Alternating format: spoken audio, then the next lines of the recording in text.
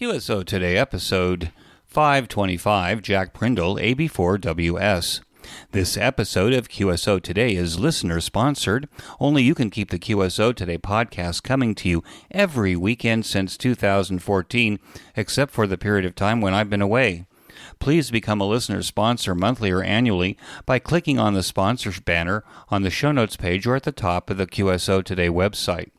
Welcome to the QSO Today podcast. I'm Eric Guth, amateur call sign 4Z1UG, where I demonstrate the diversity and relevance of the amateur radio hobby and its impact on society by interviewing ham radio operators, many of whom played vital roles in shaping our technology through the amateur radio hobby. And while many people might say, ham radio? Do people still do that? This podcast demonstrates through in-depth interviews just how amazing, diverse, and dynamic the amateur radio hobby continues to be. Just a reminder that the responses to my amateur radio events calendar has been great, but it could be better. You can get to it from the banner link on the show notes page. The calendar is updated by you, and I hope that it will be the most comprehensive amateur radio events calendar on the internet. Please use it and update it with your ham radio events. If you are new to the QSO Today podcast, please be sure to look at the QSOtoday.com website, where we have over 500 interviews with amateur radio operators. From there, you can click on the links that will take you to the QSO Today Academy. Our catalog contains over 500 videos on every ham radio subject, completely searchable. I actually hope to start putting all of that content up on YouTube, so it'll be even more available. This episode with Jack Prindle, AB4WS, was recorded in November, on November 14th, 2024, just a few days before I was hospitalized with multiple myeloma blood cancer. The road to recovery has been slow on the one hand, where I'm only recently been able to sit at my desk and finish the episode that Jack and I started last November. I so appreciate the messages, emails, contributions, and listener sponsorships that continue to come in while I was away. I will restart the podcast, perhaps not at a weekly rate that I held up until I got sick, but steady enough to keep QSO Today on the air. My road to recovery is still almost another 9 months before I'm back to my old self. Please bear with me. I'll keep you posted. Jack Prindle, AB4WS, had an early interest in AM broadcast radio, evolving to scanner listening to public safety in his native Florence, Kentucky, and a stint in Citizens Band before coming to amateur radio. Jack made a career in law enforcement, landing in computer forensics. Jack likes to contribute to his ham radio community by mentoring new hams, getting on the air, and finding success in operation and giving back. AB4WS is my QSO Today. AB4WS, this is Eric, 4Z1UG. Are you there, Jack? 4Z1UG, this is Alpha Bravo 4 Whiskey Sierra, Jack in Big Bone, Kentucky. Good morning, Eric. Big Bone, Kentucky? That's correct. It's not really a city, it's more of an area. It's very famous, big historical. It's some of the largest mastodon bones in North America were discovered by Lewis and Clark here along the Ohio River in an area called Big Bone. That kind of stands out. The people always recognize that area when they hear it. So I always refer to the area I live as Big Bone, Kentucky. In fact, the name of the road that I live on is Big Bone Church Road. So there's a big church up the road from me. If you're in Kentucky, are you near the Ohio River? Is Cincinnati your largest city next to you? That's correct. I'm located probably about 15 miles southwest of Cincinnati, Ohio. In fact, most people don't realize the Greater Cincinnati, Northern Kentucky International Airport is actually in Boone County, Kentucky, and I've lived and worked in Boone County, Kentucky my entire life. Were you born in Big Bone? Are you a longtime resident of Big Bone? No, I actually was, I was born in a hospital in Fort Thomas, Kentucky, but my parents lived in the city of Florence, Kentucky, which is right along I-75, about 10 miles south of Cincinnati.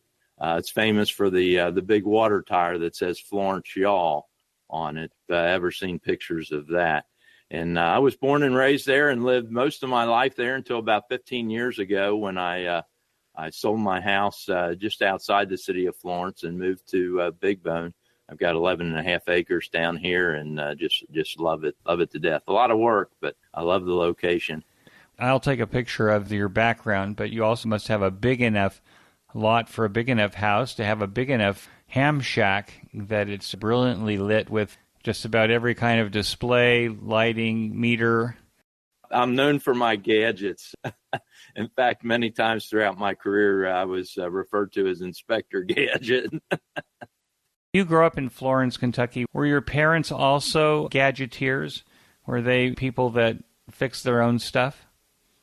Not really, maybe to some extent. My dad worked 36 years for Western Electric Company, which was part of the Bell system back in those days. He was an installer and a supervisor installing phone PBX systems.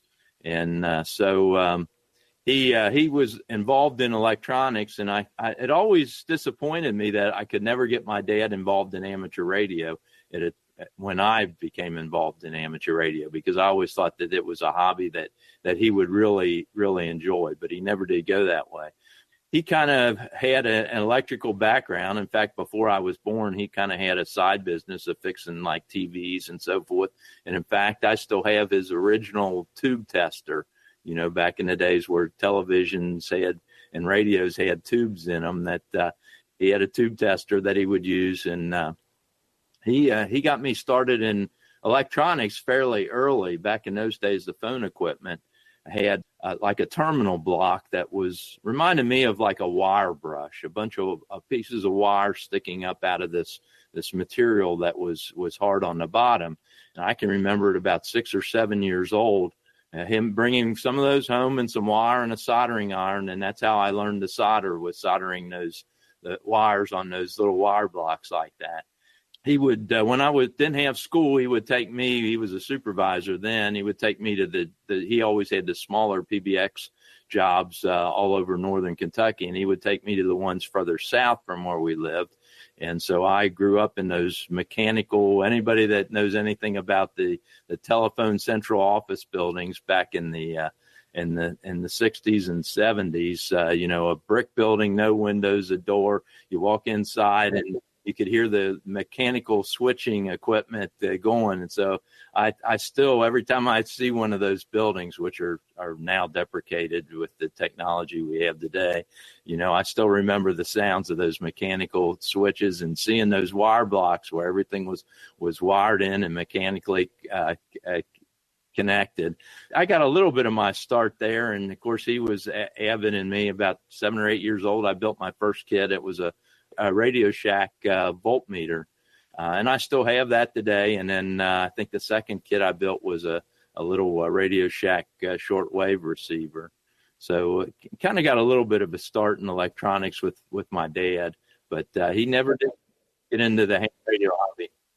It seems to me that with father being a switch room technician and supervisor, that he would have had some pretty crazy science fair projects. Bring a Stroger switch or a crossbar to school or something like that.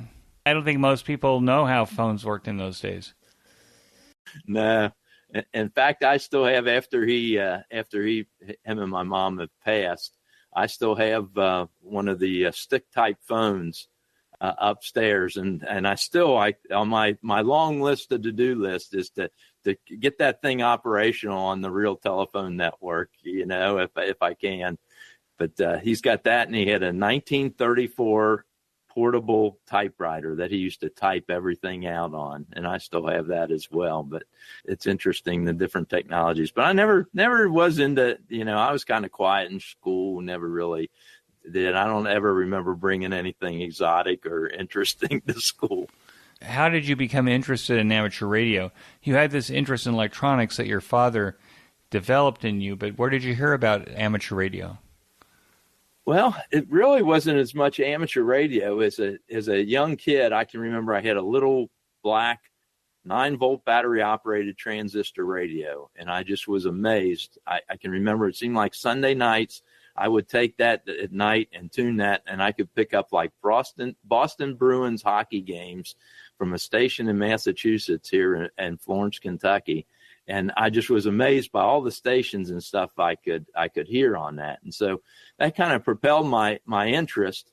And then as I got older, I was really into scanners, and and I was never allowed to have one. My dad was a councilman in the city of Florence, and most of the time that he spent as a councilman in the city of Florence, he was the director of the Public Safety Committee, and he would never let me have a scanner because he always felt that his job was legislative in orientation, and his job was not to run the police department. And if he had a scanner, it would look like he was checking up on the police department and the fire department, and that wasn't his task, his job, and he did not want people to think that he was micromanaging those operations. He was just there to form policy, provide fiscal designations and things of that nature.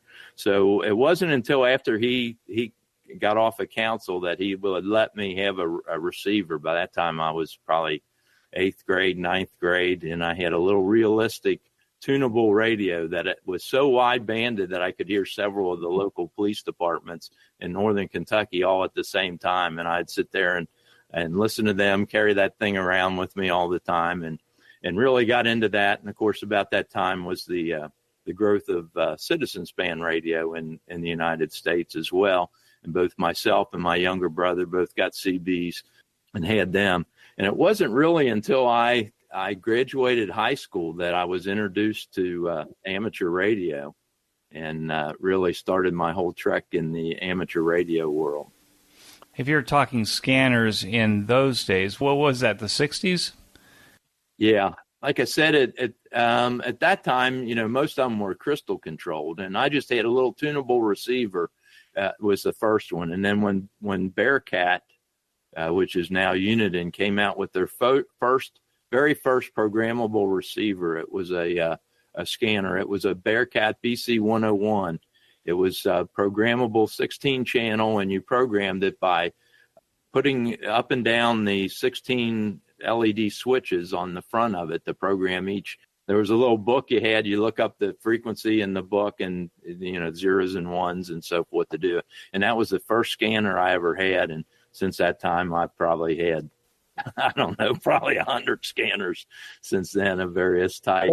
If you were a scanner listener in those days, to have a whole package of crystals for a county, city, the whole range, you made a considerable investment. The radio itself wasn't the investment as much as the channel crystals. Oh, yeah. And if you had a Regency scanner and a Uniden scanner, the IF offset was different. So you had different crystals even for the same frequency.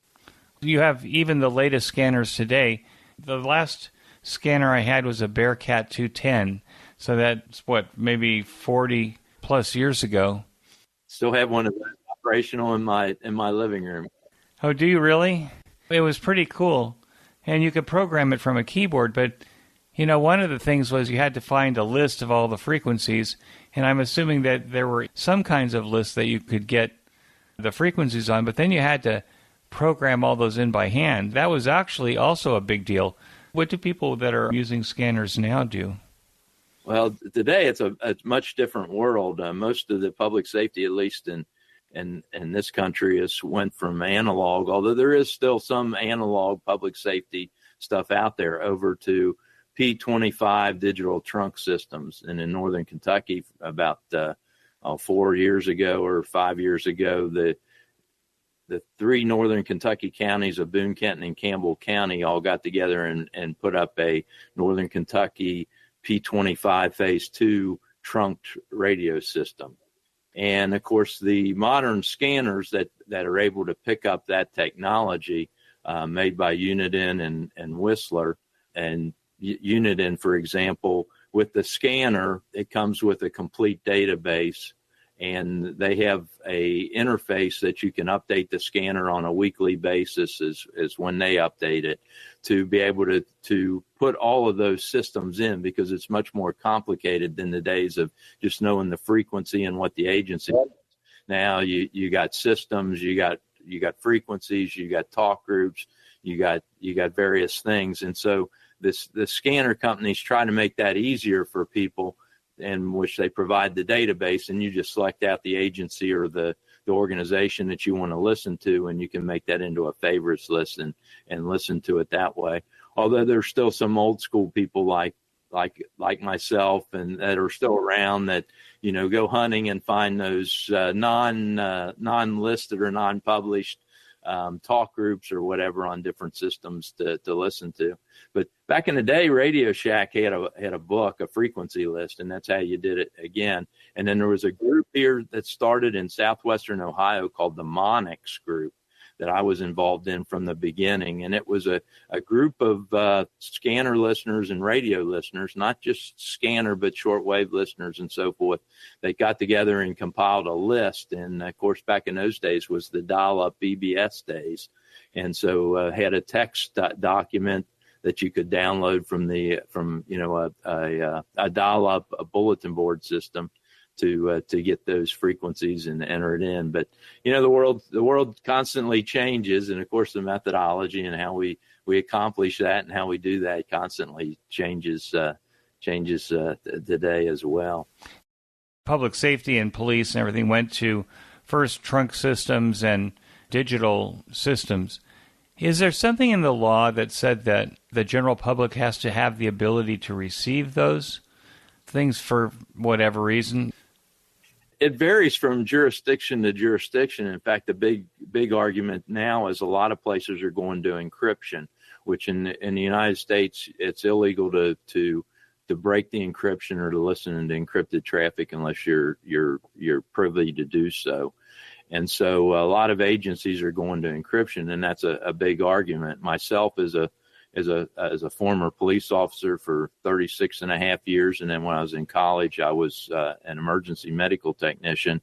I'm not a fan of total encryption. I certainly think that encryption on some tactical and investigative type frequencies are important. I worked undercover narcotics early in my career. Was set up to be killed, had a hit out on me. I certainly understand the importance of keeping those type of communications confidential and out of the ears. Well, on the same token, I know that I was able to solve cases and make arrests in a number of cases. One in particular through the years where I responded to a burglary alarm. The bad guy sled in the vehicle. Somebody saw him get out of the vehicle and carry a bunch of, they thought it was a dead body up the hill. It had snowed here. I tracked their tracks in the snow. Somebody was listening to this on a scanner back in those days, analog scanner, wide open, and was able to see where they were. Called the dispatcher, called me and said, "Hey, they're over here." I went to there and ultimately arrested them, and they were responsible for a number of residential burglaries in the northern Kentucky area at the time. And so I'm a firm believer that the basic dispatch frequencies should be left in the open, and only tactical frequencies should be encrypted. But there's really no law that says it's got to be one way or the other. It's more or less by local decisions. And unfortunately, from my perspective, the movement is to go more towards encrypting everything, which I think is a mistake. Well, it seems like where it might be a mistake is if you have a multi-jurisdiction event where you're trying to talk to somebody in another county or something like that, and nobody can talk to anybody because until the event you didn't need to. That's exactly right, and there's so many times, if you're on the same radio system, it's a lot simpler, but if you're on a different radio system, it is. One of the funniest stories that guys that I used to work with tease me about all the time, because in my patrol vehicle, I always had a scanner in there listening to it all the time. And one of the agencies that we would interface with but didn't have direct communications with was the Kentucky State Police. And the Kentucky State Police at that time was on VHF low band, in which in the summertime, you get the tropospheric openings similar to 6 meters that you have. And the Arkansas State Police were on the same frequencies as the Kentucky State Police. So I'm working third shift one night, and I'm listening to the scanner, and it's on it's scanning the Kentucky State Police frequency. And all of a sudden, I hear a trooper in Hope, Arkansas, calling for assistance, and I hear that the dispatcher for the Arkansas State Police in Hope, Arkansas, is not hearing that trooper calling for assistance. So I call my dispatcher, say, call the dispatcher for the Arkansas State Police in Hope, Arkansas, trooper such and such badge number is calling for assistance. They're not hearing them. If you could relay that information. They relayed the information, dispatched and obtained it. And I still get riddled to death by people I used to work with about that story of they used to accuse me of listening to the Alaskan Road Department on the scanner, that I listened to everything. But that's a perfect example of the usefulness of not having encryption. Now, that's probably not as practical in today's world with, higher in frequency, less band openings, things of that nature. But it's an illustration of exactly what you're saying, where one jurisdiction or another, you really get a heads up on what's going on and what's happening. Okay, so let's go back to ham radio. So when you got your first license, how old were you, and what was the call sign? I was first licensed. In fact, I encourage everybody to keep their licenses. I have my very first license that was issued by the FCC here in front of me, and I tell them to keep those licenses, keep those certificates of successful completion on the test, put them in a file someday. Of course, maybe that's because I was a history major in college, and so I really think the importance of history is important. What was your first license? Was it the novice? Yeah, novice license was effective December 27th, 1976, which would have meant that I was 19 years old at the time, just into college. And in fact, was given to me by the guy that really got me into ham radio, K4JBV, called himself the Jolly Baloney Vendor. His name was Bill Martin. He's a silent key now. And Bill was a master of 2-meter repeaters. He had a tremendous 2-meter repeater with multiple receivers and a voder and remote bases on 6 meters and 10-meter FM here in northern Kentucky, and was just a great guy. But he gave me the novice test, and my first novice call sign was WD4ANU. We're the same age. I guess we've just established that. If radio was a passion, why become a history major, for God's sakes? Well, my goal was to become a policeman. I ended up going to, actually, it started out as a community college, then became a university in my sophomore, junior year. Northern Kentucky State College, or Northern Kentucky University as it became. And their law enforcement program was just an associate degree. And I started school, and it's a long story as to why, but I started school when I was 5 years old. So in order to be a policeman in the state of Kentucky, you had to be 21. And so that was my goal, to be a policeman. And so 4 years of college fit the timetable of I'd graduate from college, turn 21, and be able to be a policeman. Also, the law enforcement program at Northern Kentucky University at that time was notorious for there were certain classes were really good, certain classes were just a waste of time. And I paid for my college education myself. I worked full time, paid my education right out of my pocket the entire way going. And of course, when you're paying for it yourself, you want to really make sure that you're getting the bang for the buck. And history was always an important topic, interest of mine. When I was in grade school, when I graduated from grade school, I got the Math and Science Award. When I graduated from high school, I got the Social Studies Award. And I always loved history. My dad was an amateur historian, I guess, of some degree.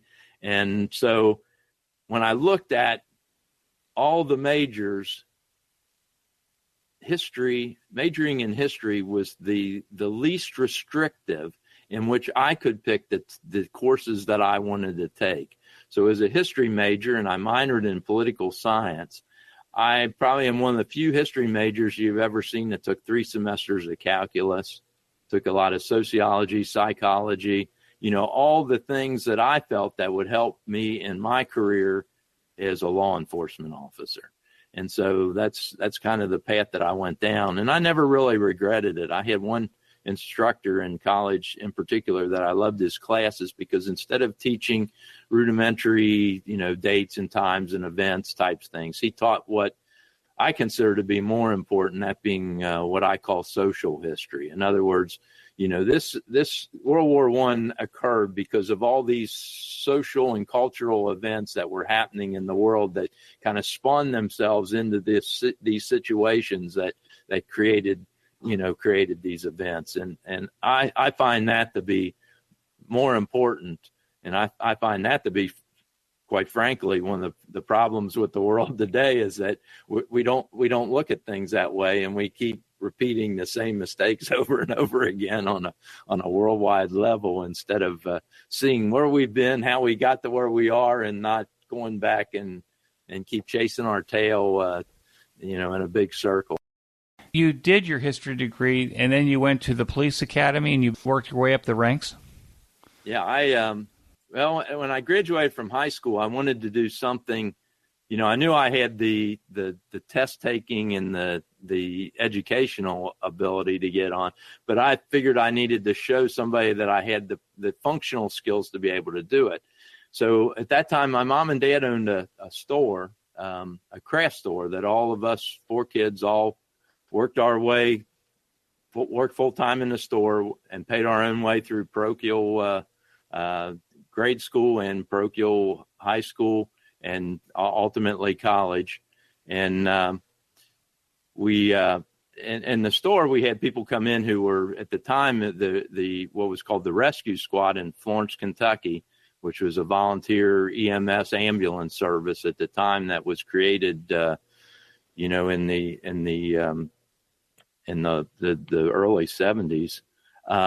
They would come into the store and were frequent. They were always trying to talk me into joining the rescue squad. And I'm thinking, I don't think this is for me, because when I see blood, I pass out, And so anyway, they ultimately talked me into it. I figured this is going to be the avenue. This will be the thing to show that I can functionally do it. So I graduated high school, turned 18, and joined the rescue squad. I ultimately studied, took the classes, got my emergency medical technician certification, ultimately became a captain on the rescue squad. In the last couple of years, I also worked part-time for a private ambulance company on the weekend doing transfers.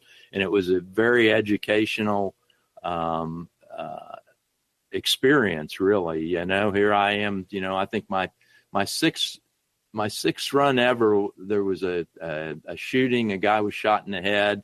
And you're doing the paperwork, you're doing all the emergency medical things that you have to do, and it really hits you when you ask the guy what his date of birth was, for all the information, and he's the same age that you are, and you never see that, when you're in those situations. You don't recognize people that or what have you. I can remember another time.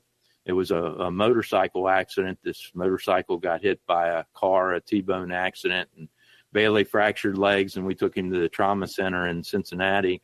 And to this day, when I run into this guy, he says, that surgeon says that you're the one that saved my life. I don't think I saved his life, but, making those decisions. But the experience that you gain and how to handle those situations certainly makes you ready. So I turned 21, graduated from college, took the test for what was then in Boone County. We had the Boone County Police, which was a civil service organization.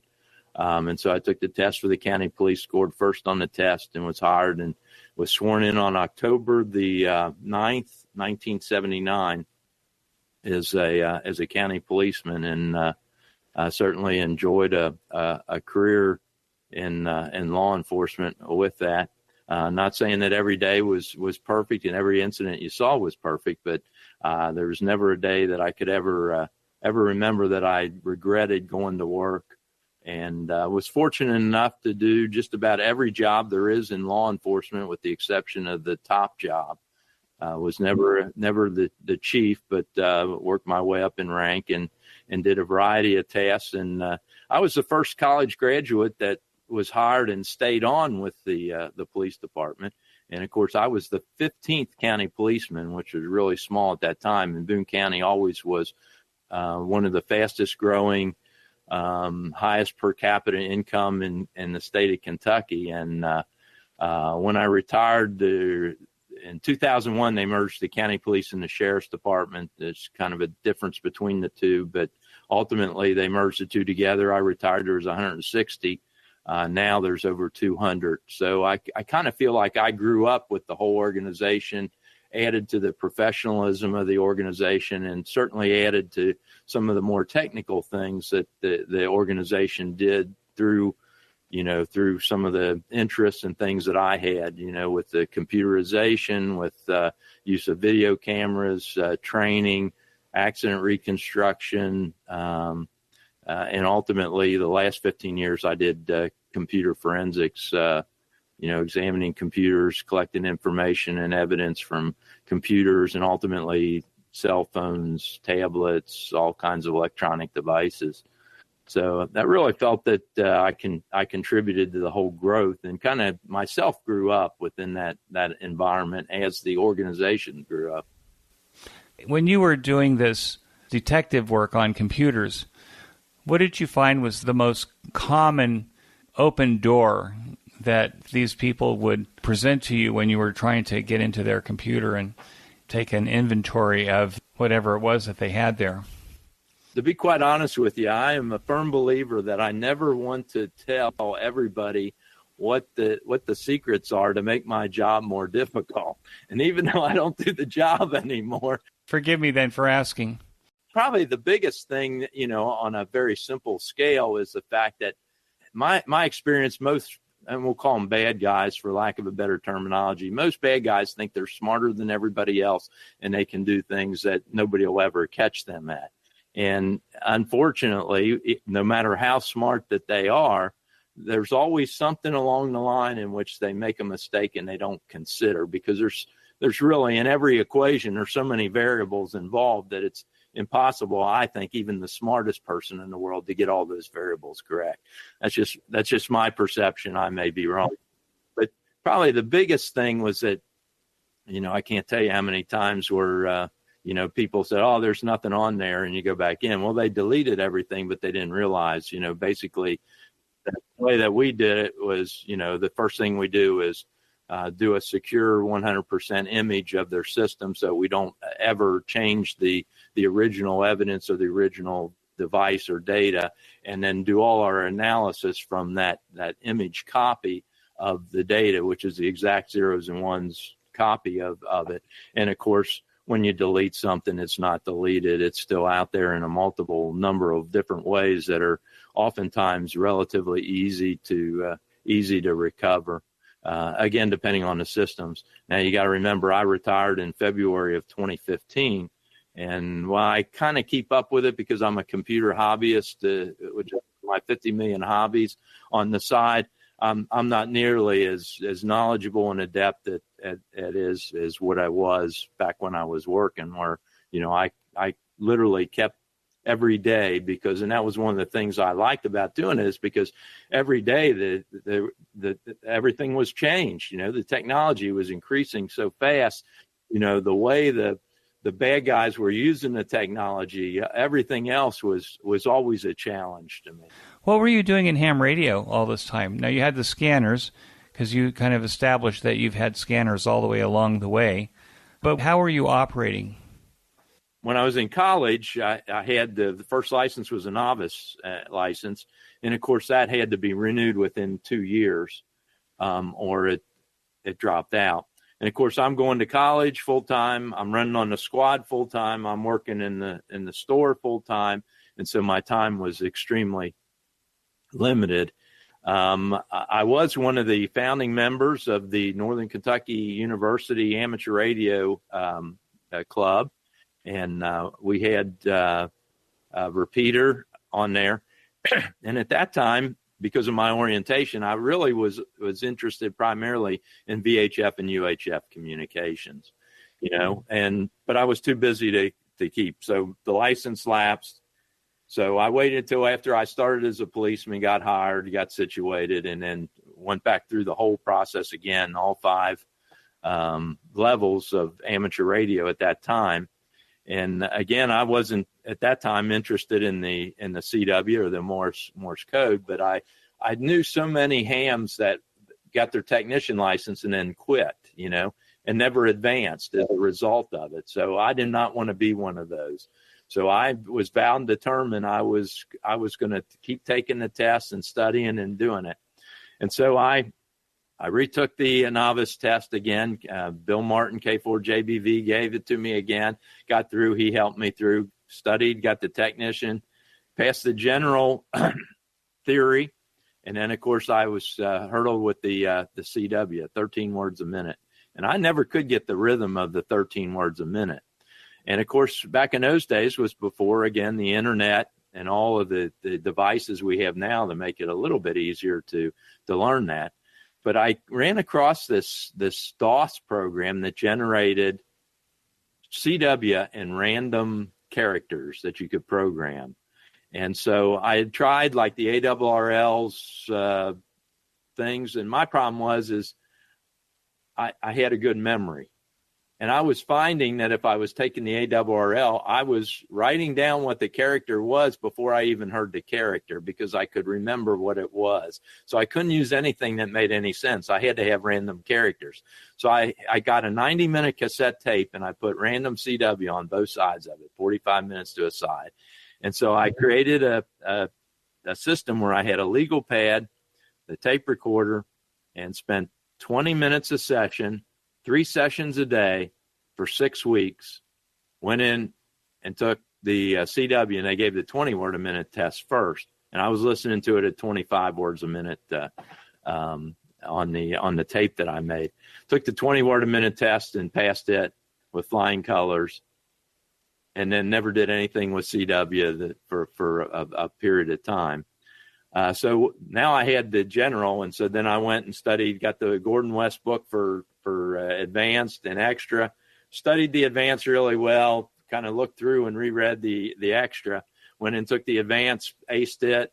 They said, hey, you want to take the extra? I said, sure, why not? I took it and I passed it, and now I was done with the study. And unfortunately, I didn't use CW for a number of years. I bet I had until within the last couple of years, probably 5 CW contacts my entire life because it just didn't interest me. Now it interests me. But now I'm trying to go back. NV4H, Tom Francis is a big CW Parks on the Air guy, friend of mine. He and KG8Y, Tom Kissinger, and N4YX, Ted are all CW guys, but they're all head copy guys. And so this time I was going to learn. I had to write every character down. This time I'm trying to do the head copy, and I've come a long way. And I worked. Tom was set up at a park last night running CW, and I worked him on several different bands on CW from this parks activation. But I still got a long way to go. But I get there slowly, a little bit every day, doing the head copy. But I didn't really have an HF radio until after I had the extra class. And I didn't change my call sign until I got the extra class. When I got the extra class, I said, I'll change my call sign. Of course, this is before the days of vanity call signs as well. And I really wanted one of the 1x2 or 2x1 calls that we had. But unfortunately, by the time I passed the extra, we were into the alpha calls. And so the FCC gave me AB4WS, and I've stuck with it ever since. Sometimes I've been tempted by friends of mine to get a vanity, but, after a while, I think I got every domain name, email address, and AB4WS at whatever the domain name is there is. And I'm thinking, it almost becomes your trademark, It's almost like an additional name for you. And so I'm never going to change. I'm going to be AB4WS my entire life as long as I live. That's your signature. It's exactly. So when I passed the extra, I finally got my first HF rig and introduced into the world of HF. That was a Kenwood TS-140. Before that, when I got the technician license, I bought, again, different world than what we have today. We didn't have the cheap Chinese radios. Everything was expensive. And so you didn't have much money. You were new to the hobby. you bought some used radio hand-me-down, and I thought it was a dream. I had a Yaesu FT727. It was a dual band HT. I think it was 10 channels, and it had a CTCSS board in it. So repeaters were just going over to using CTCSS at that time. And man, I thought I was in heaven. The beauty of it is I could it would go out of band, and so I could also program the work frequency in and only carry one radio when I was off duty, to be able to keep up with what was going on if needed. So enjoyed that greatly. And I used the TS-140 was my main rig for a while. I always enjoyed that rig, doing all kinds of different things. And now this mid-show break. Every 2 weeks, I listen to the Ham Radio Workbench podcast with George, KJ6VU, Vince, VE6LK, Mark, N6MTS, Thomas, K4SWL, Michael, VA3MW, and Rod, VA3ON, and their guest on often topical and important projects in amateur radio. This discussion amongst the regulars and their guests remind me of the conversations that I used to listen to on 146.94 and 146.46 megahertz in Orange County, California, while working on my own workbench almost 50 years ago. It is amazing how much practical ham radio knowledge that we can absorb by listening to the Workbench podcast that starts to make sense when we start our own deep dive into our own projects. So join me by listening to the Ham Radio Workbench podcast now and as George and crew push beyond 200 episodes. You can get to the Ham Radio Workbench podcast by clicking on the banner in this week's show notes page. And now, back to our QSO. One of the things that impressed me about the pictures that you sent, and also the ones I saw on QRZ, is you have a treadmill station. And I'm looking at it and I'm trying to think, what kind of vehicle is this, until I actually read the housing at the top. And I'm saying, do you actually operate from a treadmill? And I'll put the picture in the show notes, but people should see that you have laptops, radios, everything mounted on this treadmill. About 45 years ago, I was a policeman at the time. I knew I needed to keep in shape, so I started walking every day. And so during inclement weather, when there's ice or snow or whatever, you can't really walk outside. And then for a long time, I was working, when I was a boss, I was working what I call banker's hours. So I get up every day at 5 o'clock in the morning. It's dark out. There really isn't a good place to walk. And so I would get on the treadmill. I do an hour on the treadmill, a little over 4 miles. And so I would have the radios on there. And so I had handhelds on there where I'm listening to a variety of different things. And I had an ICOM 7100 that I could take the head of it and remote it over to the treadmill if needed to get on HF as well, because there's the Connecticut Mobile Ears net on 14257 at 8:30 to 9:30 in the morning. I usually try to check in on that through the years. And so I could actually be on the treadmill doing that and listening, sometimes talking on the radio while I was on the treadmill. And I still to this day, if you say, what do you use more activity? Most of the time now I walk in the park, usually about this time of day. I go up to a Central Park, Boone County Arboretum, and I got a little over about 4.25 miles set up. Takes me a little over an hour. But I'll take my HT with me, and usually I'm talking to people on the repeaters while I'm doing my walk, and it makes the walk go fast while you're talking to somebody. Keeps in touch with people. Some people call it the AB4WS technical hour, or new people will get on and ask questions, and as I tell them, I'll give you an answer. It may not be the right answer, but at least it'll be an answer for you. But always enjoy that. And, I still continue to this day. Like I said, I originally started the walking to keep from getting old and fat. And now 45 years older, I find I'm old and fat. And as somebody pointed out, just imagine how old and fat you'd be if you didn't walk every day. I can tell you now from personal experience, up until August, I was walking 6 kilometers a day. And when you stop walking 6 kilometers a day, you start looking like aliens from War of the Worlds or from Star Wars or something, it doesn't take very long before everything that you've worked on for so many years will kind of just fall apart. The biggest thing that I found with walking every day, you always think that it's the physical attributes that are the physical benefits that are going to be the most important.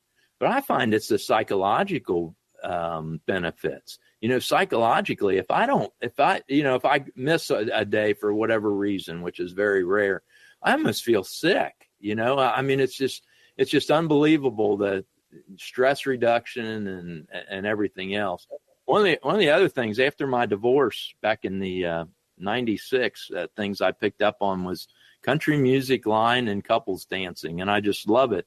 And people say, what do you do? I said, oh my gosh, it's the best stress relief in the world. It got me through that whole period of time in my life. And if it wasn't for that, just again, the exercise, the music, other people, things in life that help reduce your stress, I think are so important. And the walking, and the other thing too is it's, it really helps your brain, and every Wednesday, and there's probably about 24, 25 people, and probably the age demographic is somewhat similar to our age, that are there. And I always tease all the time about, somebody says, do you remember that dance? And I said, no, the Alzheimer's have set in. I said, that's the beauty of Alzheimer's is every dance is a new dance. Most dances have at least 32 steps in them or counts in them to do. And so it really helps you mentally. And again, the stress relief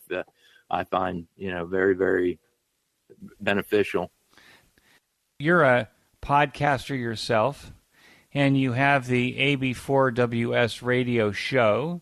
Can you talk a little bit about what that is and who the audience is? When did you start it? A little bit of history about your podcast?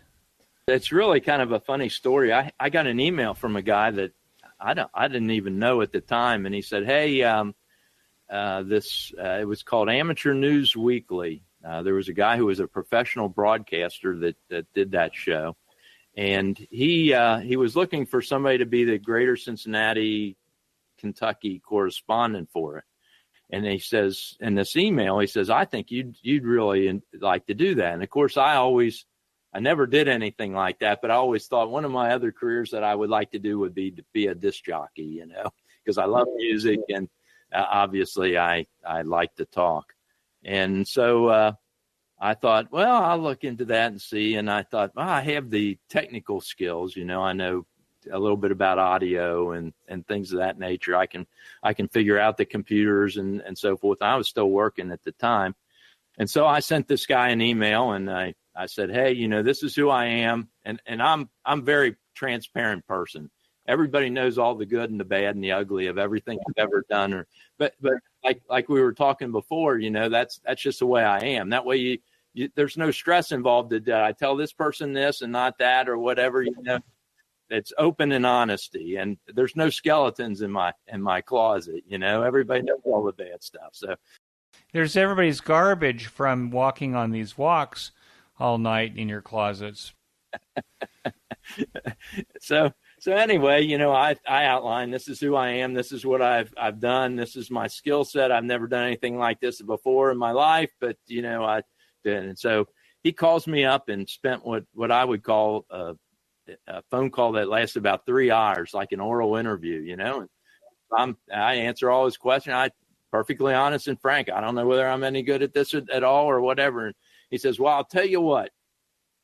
He says, you record something for this week and email it to me, and then I'll let you know. So I sit down and I record, and I had spent some time working on figuring out how my audio should be.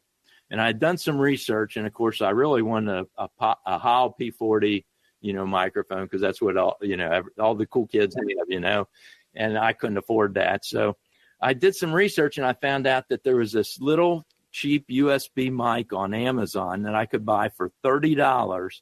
That this guy who wrote this article had all these different microphones and audio systems rated. In all honesty, he says this is almost as good as a P40. Is it as good as a P40? Well, not quite, but you really got to have a discerning ear to tell the difference. he said, so I got on Amazon and I bought this, set it up, tested it, set the levels and everything the way I should be. And I recorded this thing and emailed it to this guy.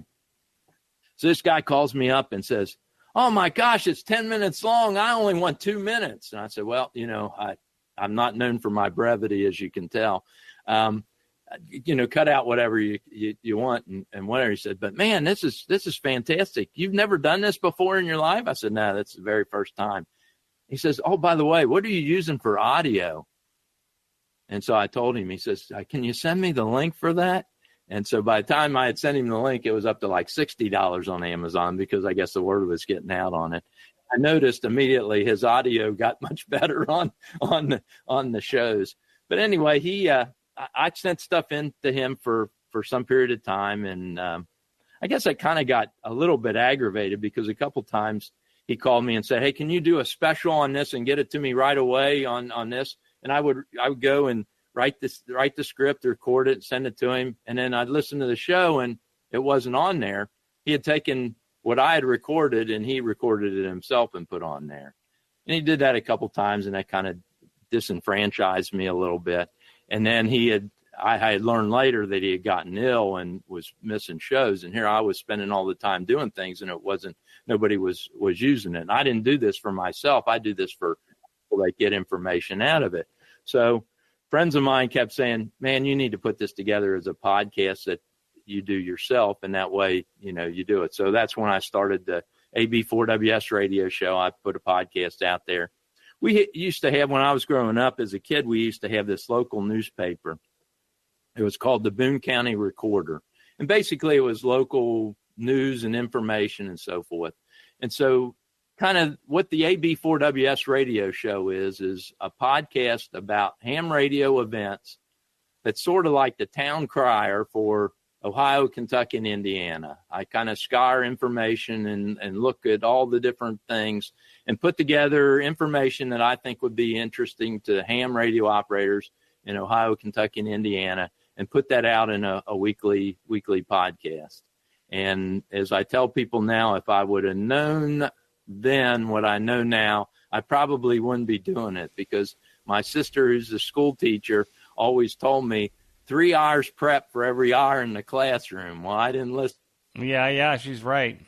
And of course, as a podcaster, people say, how much time do you spend? Well, that 10 or now 15 minutes worth of podcast I put out, I probably spend 50 or 60 hours a week getting information, putting it together, writing a script, recording it, editing it, sending it out, publishing it out. And now people are wanting video on YouTube or so forth. So I'm slowly starting to try to take that audio file and put pictures or some information that would, at least be somewhat interesting to video to watch it. And, I looked at the numbers and people are finding it of use.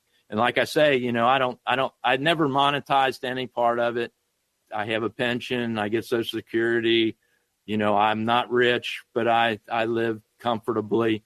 I'm here for the benefit of others. So as long as somebody else finds a use of it and I'm able to do it, I'll keep trying to do it as best I can. But it's amazing. I'll go to a ham fest and people come up to me and say, oh man, I listen to your show every week. I love it. I think it's great. I keep it up. I enjoy it. And so I think, well, and usually that's a time when I'm thinking, nobody's listening to this stuff. I'm wasting my time or whatever. It kind of rejuvenates, puts more gasoline in the engine. And so I kind of do it again. And, it's been an interesting journey. Like I said, I don't know if I would do it again, if knowing what I do now, but you get stuck in a routine, now with, my timeline and all the way I do it and how I do it and so forth, I kind of gotten into, and I hope that I'm getting better than I did when I first started. I know it's not great. I'm not a professional. I don't profess to be a professional. I'll never be as good as you, Eric. Your stuff is fantastic, and I learned a lot. I'm not a professional either, so and I do it for the same reason that you do it, is that I so much enjoy meeting hams like you and hearing the stories. I like stories. I grew up as a kid liking stories. I love hearing people's stories. And that's why you do it. I mean, I think maybe Joe Rogan is the only guy making money. No, I'm sure there's other podcasters where they're they can make a living from it. But for the most part, I think the majority of podcasters do it because we just love it. There's a guy here who is really, really neat. And I encourage you to, if you get a chance, I know you got a busy time, but to listen to his podcast. His name is Cliff Ravenscraft, and he is a professional. Oh, sure. Yeah, I know Cliff. He has been doing this since 2005. He recently got the radio bug, and in 2 months went from technician to general, and I keep kicking him in the butt to get his extra credits. And he is, and I really recommend for people that aren't amateur radio operators or new to amateur radio operators, because he brings a total different perspective. But he has created a podcast that he's done, I don't know, a little over a half a dozen, I think 8 or 9 episodes now that he's done to outline his journey in amateur radio. And he calls them, a great title, Cliff's Notes on Amateur Radio. You know, they really have taken me back to the time when I first started, you know, as to what that perspective was. And it's like I told him, I said, I think it's great because new people coming to me, I give them an answer. And sometimes I get the impression it's like glass over eyed look, you know. I can no longer relate to how they think, because I've increased my experience to such that I forgot what it was like when I first started, you know. And so hearing it from somebody that first started, but Cliff is really taken amateur radio and now Parks on the Air. He has a goal. I listened to Cliff as I was thinking about getting into podcasting. He's got his page on what equipment you should use. It's funny, everybody starts with equipment they should use, but they never know what they're going to talk about. The equipment's the easiest part of that. So I tell people, I say, the reason that you always start with equipment is because you don't want to get down and dirty, and you got to find that avatar that you make up in your mind. So literally when I started, I created this idea, this picture in my mind of who I was talking to, who that ham was, and then what would he be interested in. And that's kind of how it started. But I have to tell you, we're episode 525 here. I've learned so much, not only about ham radio, but things I have to do to support the podcast. And when I did the QSO Today Virtual Ham Expo, I did 6 of those. And the first and second one were monsters. I needed lots of people, I needed lots of help, and I was making mistakes. And then I got this idea, you know what? It's not a business, but there should be a way to kind of automate everything so that at least 2 people could handle it for a weekend. And I learned a lot of programming. I've got servers in server farms that are talking to all these databases that do all of this automation. So that itself was an amazing education. What you really get out of creating a podcast is an education on how to do a whole production, how to talk to people and how to have a conversation and all of that. So, but Ravenscraft was an inspiration to me when I first started. And I didn't know he was a ham at the time. Maybe he wasn't talking about it in those days. He's just become a ham within the last, I'm trying to think. I think he passed the technician class license in August and the general in September. So he is a new ham. He always wanted to get into it. You got to listen to his podcast. He starts at the beginning and tells his story, and it's just it's a similar type thing as to what you do in interviews, but he sits there and tells it, and it really is. He's really a neat guy. He's a tremendous person. He was quite an influence on me. I was probably listening to Cliff maybe 2012, so he's been out there a long time. Yeah, 2005, I think he started, he said. He was one of the original podcasters. Without being political, I think that the Trump campaign did something that nobody ever did or thought to do, and that was to go on podcasts. They didn't realize how many millions of people listen to podcasts and have conversations. And I think that was one of the things that created this red wave. People weren't getting the information, they weren't getting the depth on the networks that they were getting on podcasts. If Joe Rogan can sit with somebody for 3 hours, you pretty much have a sense of who that person is. And then if you repeat that on all these other podcasts, I think podcasting is probably the new media if you want some in-depth understanding of the people or the issues that you're trying to talk about. I think you're right. I mean, I know myself, I don't watch much regular TV anymore. Sports and news, and that's about it. Where do I spend my time? Most of the time, to be honest with you, watching ham radio YouTube videos. In fact, that's one of the reasons that's really helped my CW. There's so many YouTubers that are Parks on the Air. Thomas Witherspoon, I watch just about every video Thomas does, and that's how I've done I'll eat lunch every day, and while I'm eating lunch after my walk, I'll watch YouTube, and I watch a Thomas Witherspoon video, for example, and I'll sit there and I'll try to head copy the stations that he's working for Parks on the Air, and it has really helped increase my CW speed. There's a young couple, I think they call themselves a ham radio duo, Mike, I think his name is N4FFF, and Becky N4BKY, and they're relatively new hams, CW QRP people. They're from Alabama, and again, they have really helped me increase my speed and comprehension of head copy CW, just watching those YouTube videos. And I'll be honest with you, I just don't find. Somebody asked me, "There's a new show on television. You watch it?" I said, I haven't watched regular TV, and I can't tell you when. But I think that the whole media industry have lost that concept. They become, and it happens to all of us.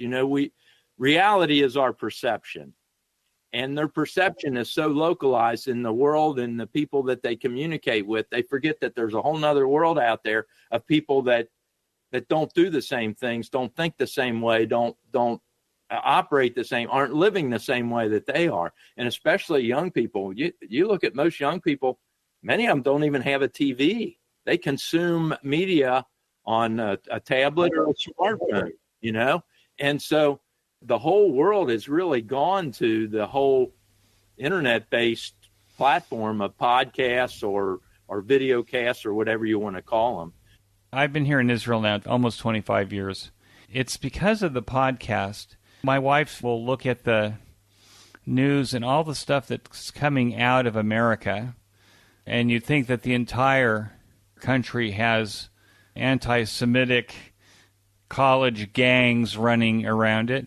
And then I have a conversation, 525 conversations with hams that are amazing people, and I say, if I'm taking a sampling of the people I'm talking to, that's not the America that I know from the conversations. What's so interesting is that by actually having the conversations like we're having right now, is I think I know more about what the pulse of America is 5,000 miles away than I would if I was watching any of the news channels that are coming from America. I think you're 100% correct. I think they've lost touch with what's going on. And, I guess conspiracy theorists would say, it's all contrived and it's all articulated. I don't know whether it is or not. I really don't care because I don't watch it. With networks that are supported by very large corporations, you can see this all the time. You can find YouTube videos where the talking points in every network is the same, word for word. But with podcasting, you've got so many podcasts. I think the podcast index has 4.6 million podcasts on it. And probably only 2% of those are really active. But that's still a lot of podcasts. And so there's no conspiracy about a guy that, like you and me, that wants to open up a microphone in our office, our bedroom, our ham shack, to have conversations about just about anything that's completely unfiltered and uncensored. And so I think that's the power. I think that the internet has created this ability for us to publish in a way that nobody could publish before. For me to have this conversation with you like we're having right now was almost impossible 20 years ago. Oh, yeah. Well, and you brought up another thing. We were talking about music before, That's the biggest thing. I have friends of mine, people that I've met through the years that are songwriters that are in Nashville and And one in particular is the Country Music Songwriters Hall of Fame. And you talk to these people and you talk to them about what the business and the corporation of Nashville music has become. The big thing that I see, and like I said, I follow these independent singer-songwriters and really find it fascinating and so forth, is a lot of these people can self-publish now. There's a way for them to get their music out to the world that you don't need to depend on the big music industry anymore. And in many ways, I think that these large corporations and large businesses have failed to learn the lessons that allowed them to be where they are today. And maybe that's a perspective that I have because I grew up and my mom and dad had a business. All us kids worked in the family business, and you learned the importance of a family business. The customer support, especially in the type of business that we had, was the most important thing. That's how you survive. That's how you did things. And these other companies have lost that whole concept. The other thing is that I find myself through the years saying that I really find it terrible that all these companies, they're not set and not comfortable with staying in their niche. They want all the money everywhere. In other words, McDonald's was really good at making a fast hamburger years ago. And then they wanted to make a hot dog and other things, and they got off of the track of what they were good at. In my mind, there's a niche. You have a niche, you have a business, you're making money. You don't need all the money in the world. You don't need everything in the entire food making industry. But the goal of all these companies is we want to take over the world concept. And I think that may be one of the big problems with a lot of the perspective on a lot of these companies. They really need to digress and go back to what's your niche? It's just like the AB4WS radio show. My niche, somebody asked me the other day, hey, why don't you interview other hams? I'm not good at interviewing, and there's other people doing that. There's other people much better than I would ever be that are doing that. They do that. I'm the town crier for Ohio, Kentucky, and Indiana with ham radio news and information, and there's nobody else doing that. Right. Nobody else doing that. And that's my niche. And if everybody would realize what their expertise, what their niche is, and stay in their lane, there's enough room for everybody. It's kind of my perspective, but I know I got off track there. I like your podcast. I like the town crier part of it for your area so that people can be caught up and find out how many dozens of activities there are in your area. And I think that's a good thing. Jack, what could we be doing better to bring more amateur radio operators into the hobby to safeguard the bands that we have? I find that very interesting. We had a situation here locally where a club really was going downhill and losing members and so forth. And a group of people got together and put a whole new slate of officers in and changed the direction substantially of this club and really engaged the enthusiasm and went from, maybe 15 or 20 club members up to, I think now there's 80 paid members. And it's all about generating enthusiasm and displaying all the different facets of ham radio, and that's one of the things that I've always enjoyed about the hobby of amateur radio, even though I was first licensed in December of 76 and been the ebb and flow of life and the ebb and flow of ham radio. At certain times of my life, I've been more active than others. Since I retired in 2015, I've probably been more active than ever before, obviously. But there's still aspects of the hobby that I've know nothing about and have never, ever tried. There's always something new to learn. And that's what I really enjoy about the hobby. And the other thing, too, is that technology has really increased. I can remember when D-Star first came out, John Donnelly, KY4JD, who's now Silent Key, and Roger, KY4RS, kept trying to talk me into getting into D-Star. And so I said, I don't know that I'm interested. Well, then they came out with the DVAP, which was a little board that plugged by USB into a computer, And at the time I was working doing computer forensics, my office in Burlington was like a Faraday cage, no RF in or out. I'd bring a scanner in or a radio in, sit on my desk, and you'd hear very little traffic on it. And at about that time, I bought this place in Big Bone, and Big Bone, Kentucky, even though I'm sitting at the top of a hill at 700 feet in elevation, just a mile and a half east of me is a ridge between me and Cincinnati at 825. So VHF and UHF communications are challenging at best because of the terrain. And so I thought, man, this is a way. This is like having your own repeater that you can talk to. So I bought a D-Star radio, I bought a DVAP, and have been hooked into the digital voice modes ever since. I've got over 24 hotspots, various types and sizes, handhelds, and I like it because I can go anywhere on my property with a handheld and talk to somebody all over the world if need be. I go on a trip, I'd like to escape because my driveway's 0.2 of a mile long blacktop. The house sits 100 feet in elevation above the road with 3 90-degree curves and a 45-degree curve. So if there's any snow or ice on the hill, I don't get up or down until I clear it off. So to escape that, I usually try going to Florida for like a month or so in the wintertime. At least I don't have to shovel during that period of time. But I can, on my trip to Florida or when I'm down there, I can still keep in touch with all my friends that I know on ham radio on one of the digital voice modes with a hotspot and a handheld radio. So, there's always new technologies that are coming out. And even since the time I started in D-Star to what D-Star is today, the technology and how you do it and what you do and the technology of the hotspots and everything else has changed considerably. So it's a constant learning, and that's what I'm enthused with. And I think just the general education of people in general that are interested really has done vast amounts of getting enthusiasm.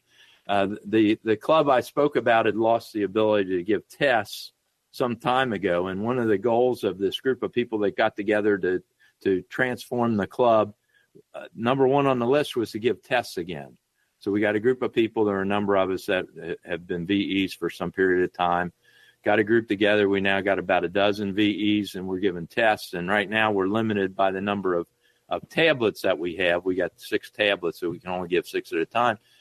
And we put in a grant with the ARRL to buy 10 tablets. So we're hoping that grant will be given us for $1,000 so we can buy 10 Android tablets and give 16 tests at a time. But anyway, the last 4 months, we're filled. 6 people have taken the tests or upgrading during that time. And the number of new hams that have come in. Well, Cliff Ravenscraft, KQ4UUR, is a perfect example of one of them. Took the test and benefited, and now there's no doubt in my mind Cliff is a lifer for ham radio operating. He, like I started to say, his goal is, he told me he's going to do every Parks on the Air park in the state of Kentucky. He's going to activate it. I said, Cliff, do you realize how many there are? He told me a number. I said, no, there's like 188. He went back and he says, you're right, there's 188. I said, and yeah, it's a 4-hour trip to Western Kentucky from Northern Kentucky, but he's always wanted that journey. He's enthused. But that's the thing, is to finding what interests people and encouraging them and helping them through their interest, I think, is the big thing. And you've certainly done that through the years, at least for me.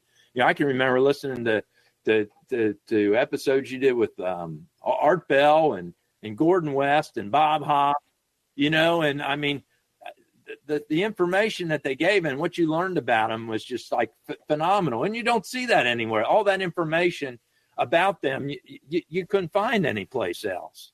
Now you can, because they're all available online, all 524, and now 525. But if it wasn't for you, that wouldn't be there. And I think that really benefits the entire hobby. I really do. I think it's fantastic. I appreciate your saying so. I always think that maybe newcomers wouldn't be interested in the stories of the originals. I really think there's an importance to that. Maybe because, again, I'm a history major, but I do see, in talking to some of these younger people, I really think they're interested in that. They they want to understand how we got to where we are today, and the roads that were built by our predecessors. And there's a culture.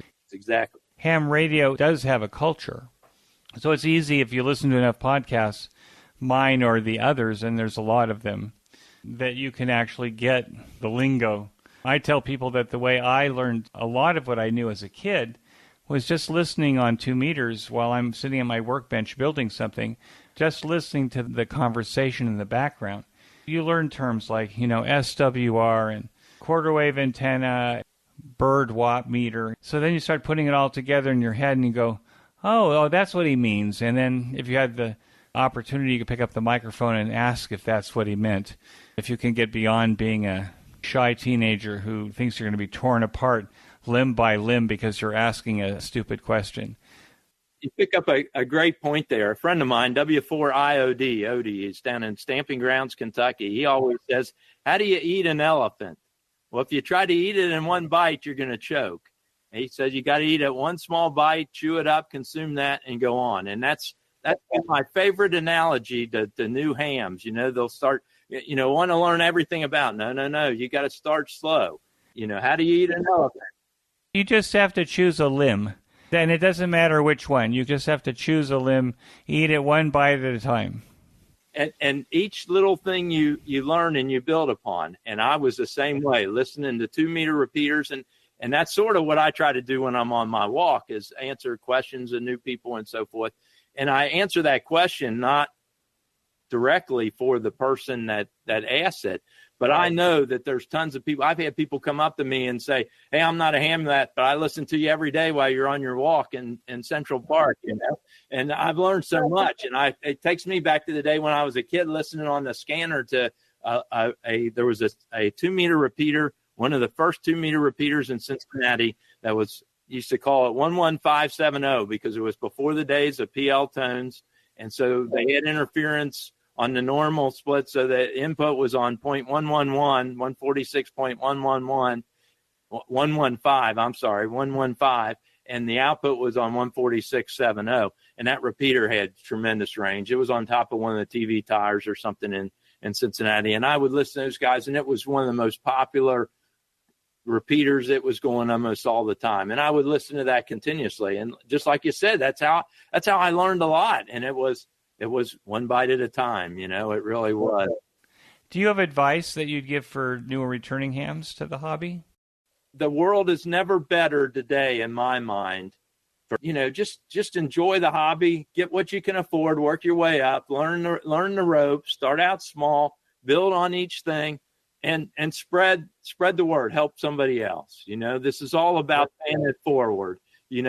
What I learned from Bill Martin, K4JBV, I try to spend every day and send it forward. One of the things that he pounded into my head, put your money where your antenna is. And I think that's the number one premise that I tell every ham.